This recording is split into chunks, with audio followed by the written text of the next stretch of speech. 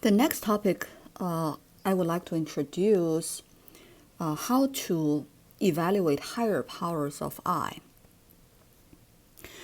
So we define I squared equals 91 imaginary unit, right? That's by our definition. Remember that always. So I to the first power, obviously anything raised to the first power, that's itself, right? So it's I.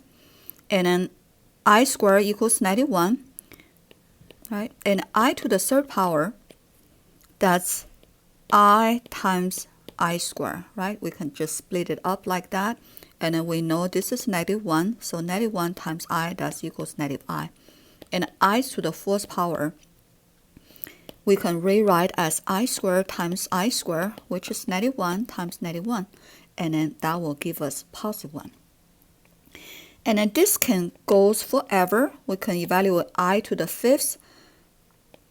That's I, because that can break as I to the fourth to the I, which is +1 times I, that's I. And I to the sixth, we can break as I fourth times I to the second. That's 1 times I squared, which is 91. That's 91.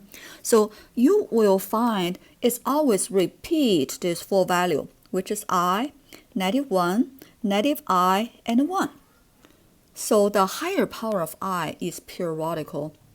It's just repeating one of those values. And every full exponent goes one cycle. Okay, so that will make us very easy to evaluate higher power of I. We just need to figure out that exponent is how many multiples of 4, right? So let's look at an example. If we want to evaluate I raised to the 27th power, and then all we need to do is we do integer division. We use the exponents 27 divided by 4 and see how many whole 4 contains in the 27. So we can easily figure out that's 6, right? 4 times 6, that's 24. And then remaining is 3. So that tells us we can write as I to the 24th power times I to the third power. The two exponents add together, right? Multiply, thus adding the two exponents. And I to the 24th power, we can rewrite as I to the fourth power and then raise to another 6th power times I to the third. So I to the fourth is 1. 1 multiply itself 6 times, still 1. So that's 1 times I to the third power. I to the third power, we know that's -I. So we can easily evaluate any power of I. Just find out how many whole 4 it contains, okay, for the exponents. So for example, I to the 101 power, that's I to the 100 power. Obviously 100 is a multiple of 4 times I to the first power. This is 1, right? Can you figure that out? Why is 1? That's I to the fourth raised to the 25th power. So any whole power of 4, I to the 4, that's 1, right? And I to the first power, that's I. So basically you can evaluate any whole power of I. So let's try another one. I to the 130 power, for example. 130, how many whole 4 we have? 22, right? No, 27. Let's see, 130 divided by 4. 3, that's 12, 10, 2. 2 times 4, 8, remaining 2, right? So we can write as 4 I to the 4 power raised to the 32 power times I to the second power, right? 4 times 32, that's 128, plus 2, that's 130. So I to the 4, that's 1 raised to the 32 power, still 1, times I squared. This is a 1, I squared is 91. So that become easy, if you know this rule. Evaluate higher power. Okay, all you need to do, again, you need to find the exponents of the I has how many whole 4 in it. And then the remainder, that's the equivalent new exponents. So in other words,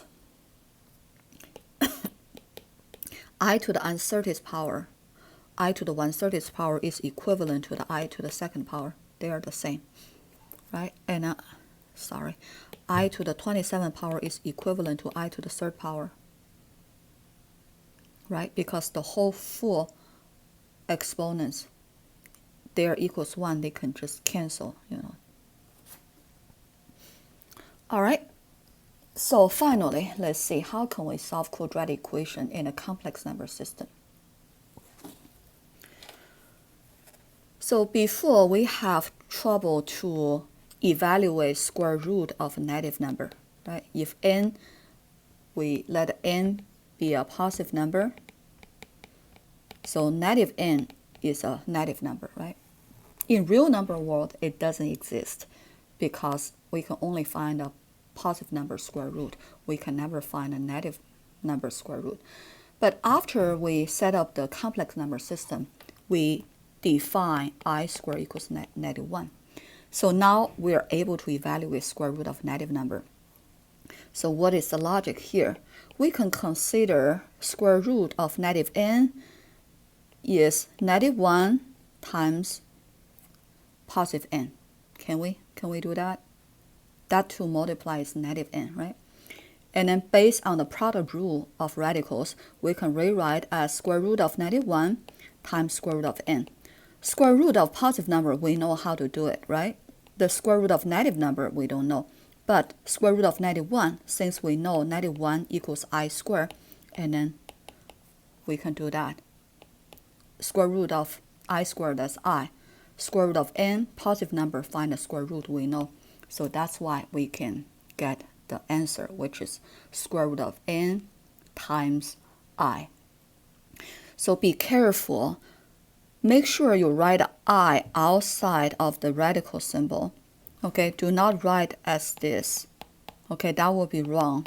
You need to write as square root of n, and then outside put a imaginary unit I. Okay? So square root of negative number equals square root of positive of that number followed by I, which is imaginary unit. All right, and then let's look at some example. How can we solve equations, okay, in complex number system? The first example, that's still in real number, right?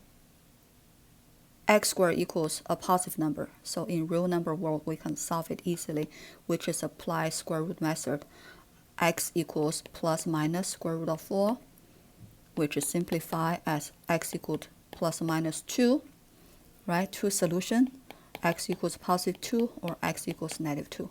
We can write in the set notation like that. So square root, find x squared equals negative 9. So we can write as apply square root method, x equals plus minus square root of negative 9, right? Just as if we do the real number. And then we can simplify, right? Square root of negative 9, that's equals square root of positive that number followed by the I. Is that right? Based on the theorem we just learned, that's plus minus 3i. So solving this quadratic equation in complex number system, we got two solutions. They are complex numbers and they are conjugates of each other. Okay, so one solution is x equals positive 3i. The other one is x equals negative 3i. If I write into set notation, that's 3i, negative 3i.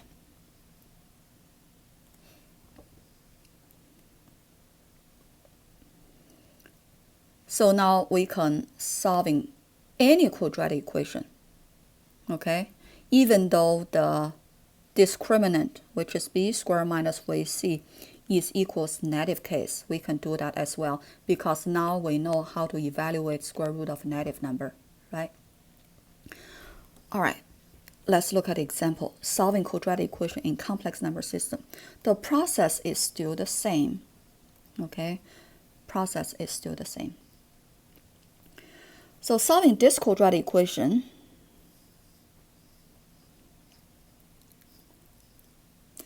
x minus 4x plus 8 equals 0. So first, we identify 3 coefficients because this quadratic equation is already in standard form. So we can easily identify a equals 1, b equals -4, c equals 8. Okay, that's the first step. Second step, we evaluate b squared minus 4ac, discriminant. Let's see what type of solution we are going to get. b squared, that's -4 squared. Minus 4 times a, that's 1, times c, that's 8. So that's 16 minus 32, which is giving us -16, which is less than 0.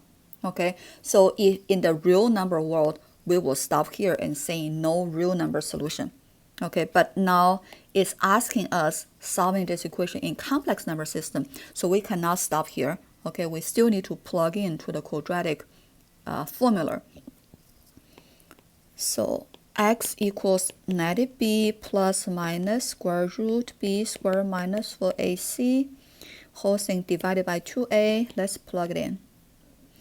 -b, that's negative of -4, right, which is positive 4, plus minus square root of -16. b squared minus 4ac, we already evaluated, which is -16. And then 2 times a, that's 2 times 1. That's equals, simplify, that's positive 4 plus minus. Now we need to evaluate square root of -16. That's equals what? Square root of positive 16 followed by the I, right? That's 4i, right? So that's plus minus 4i divided by 2, right? So we can further simplify. That's 4 divided by 2, that's real part, right? Remember? So that's 2 plus or minus imaginary part, 2i. So we have two solutions. x1 equals 2 plus 2i. x2 equals 2 minus 2i. Right? So two solutions. One, 2 minus 2i. The other one, 2 plus 2i. So if you noticed, the quadratic equation solution in complex number system, we always get an equal solution, right? They are complex numbers and they are conjugates of each other.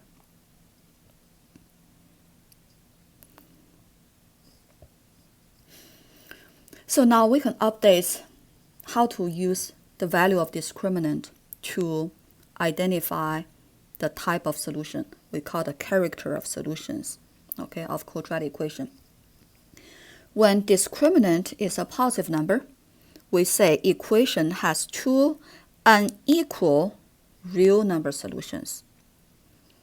When discriminant equals 0, equation have a repeated real number solution. We call the double root. Okay, these two are the same as 1.2. Okay, we learned solving quadratic equation in real number system.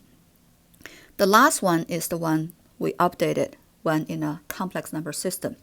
When discriminant is a negative number and an equation has two complex number solutions, of course, when we say complex number, they're not real, okay? And the solution, they are conjugates of each other, which is a plus bi, a minus bi, okay? In this kind of form, we call the conjugates, right?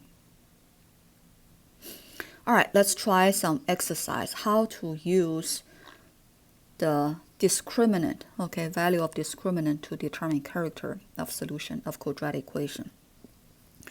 So identify A, B, C, right, just coefficient. And then evaluate discriminant, b squared minus 4ac, that's 4 squared minus 4 times 3 times 5, that's 16 minus 60, that's equals -44, right? Less than 0. So what kind of solution? we're expecting for this quadratic equation, we should have two complex number solution, right? Complex number solution. They are conjugates. Conjugates. Right? So let's see, right? They are conjugates of each other. The second one, a equals 2, b equals 4, c equals 1, b squared minus 4ac. That's 4 squared minus 4 times 2 times 1. That's 16 minus 8 equals 8. It's a positive number. So we got a 2 unequal real number solution.